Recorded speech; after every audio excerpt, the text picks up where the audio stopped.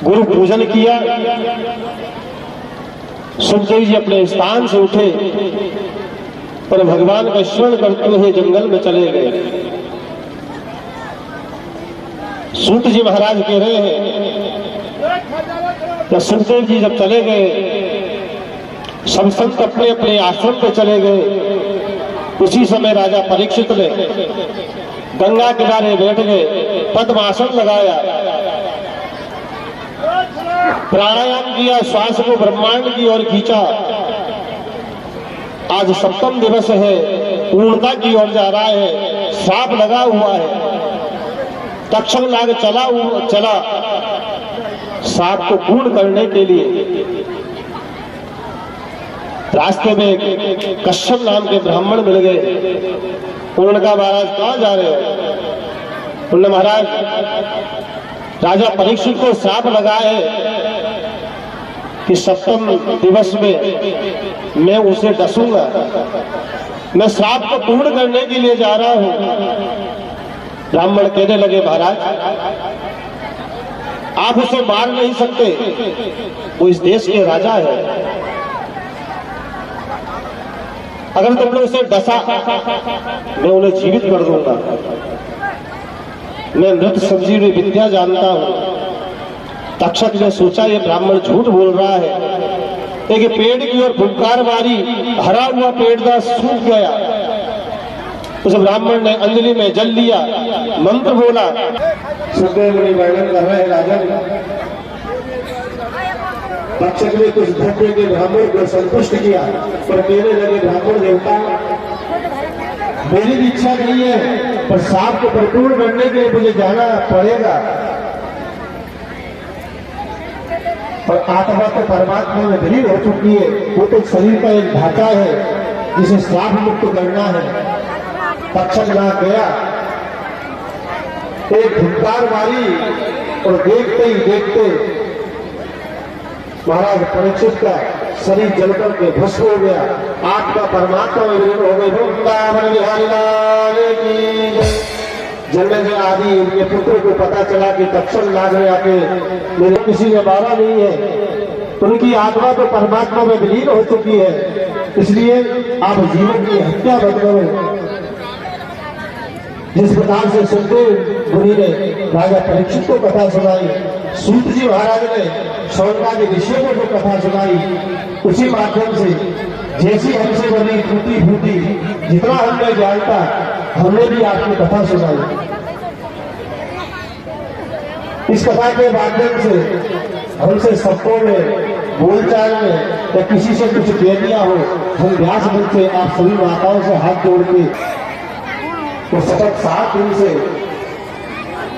आप भगवान का गुणानुवाद कर रहे हो, राधा राधा नाम बोल रहे हो।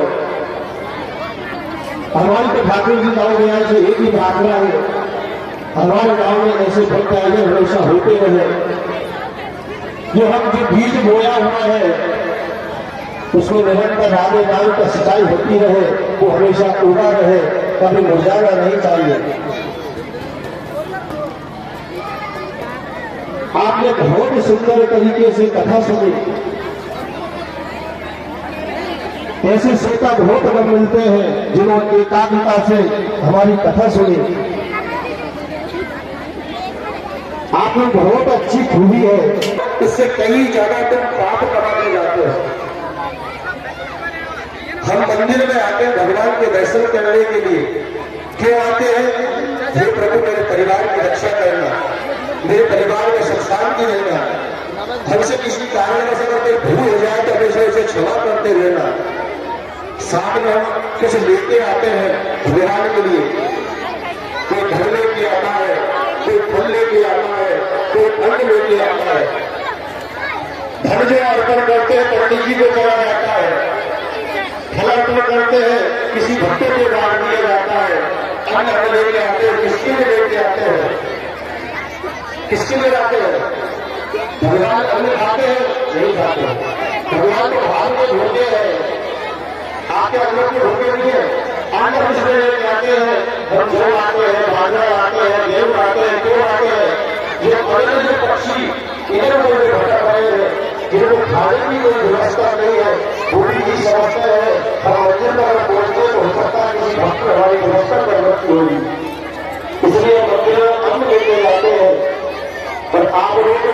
हमें 7 दिन से देख रहे हैं।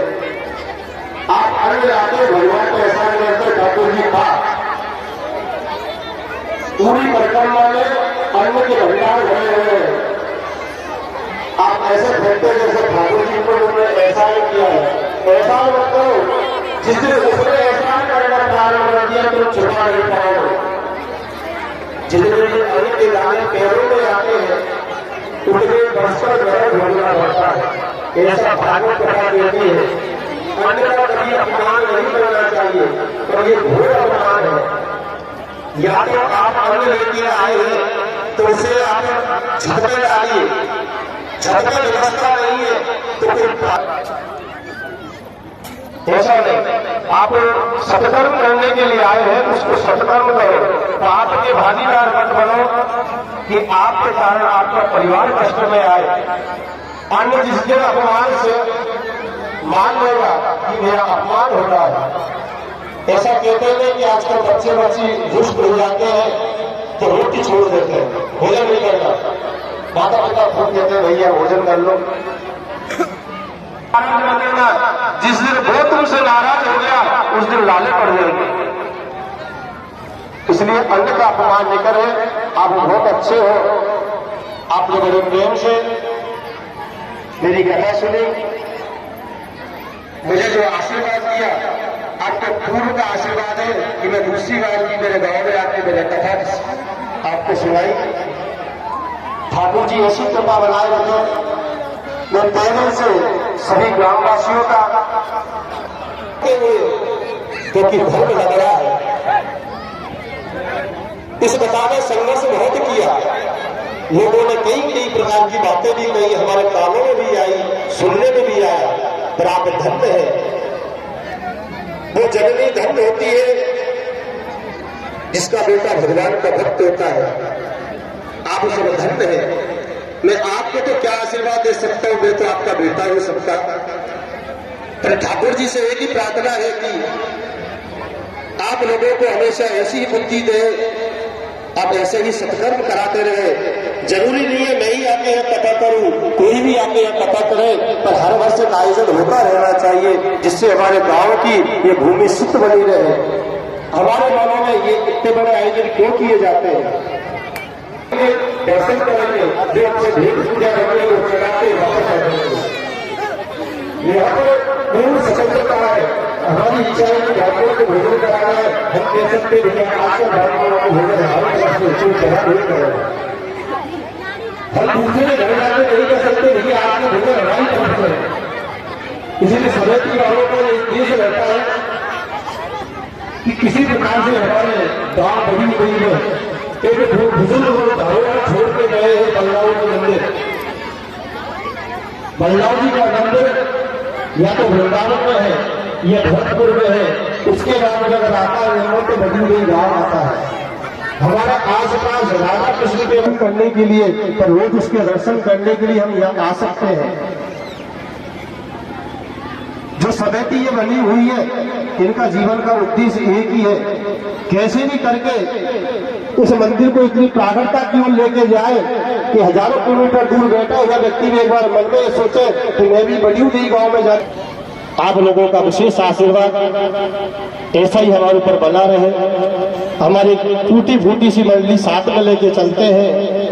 हमारे जो भजनों का आपको जो आनंद ला रहे हैं, ये राजू जी ब्रजवासी है, वैसे तो उनका मूल निवास सूरत गांव है, और ये ज्यादातर वृंदावन में रहते हैं।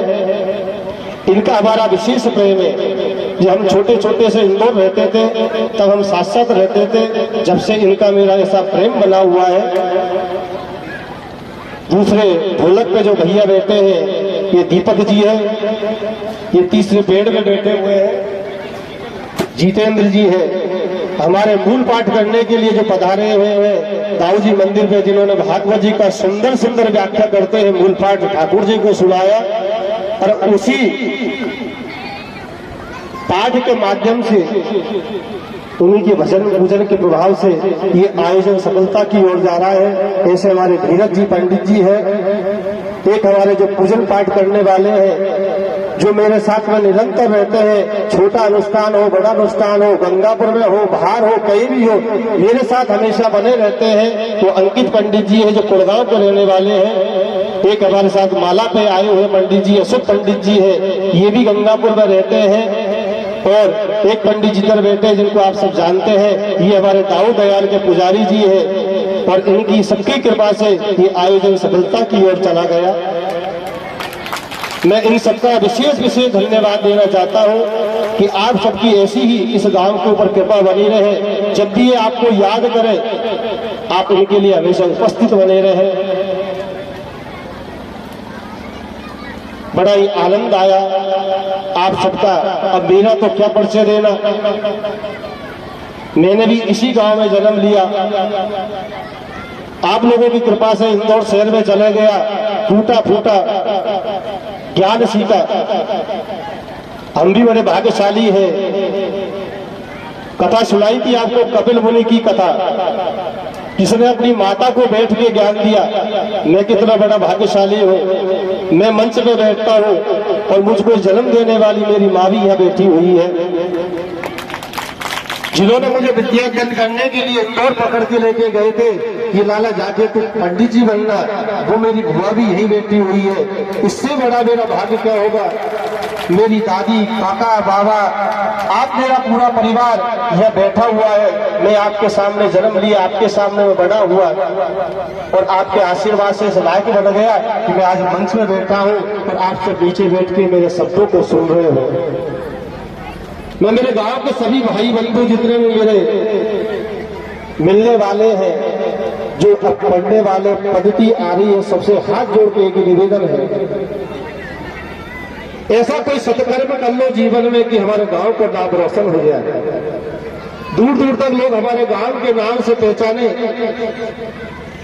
कि गंगापुर तहसील में कोई ऐसा गांव है बड़ी उदई, जहां पर ऐसे ऐसे विद्वान, ऐसे ऐसे अधिकारी, ऐसे ऐसे बिजनेस लोग रहते हैं। ये इधर उधर की करने से जीवन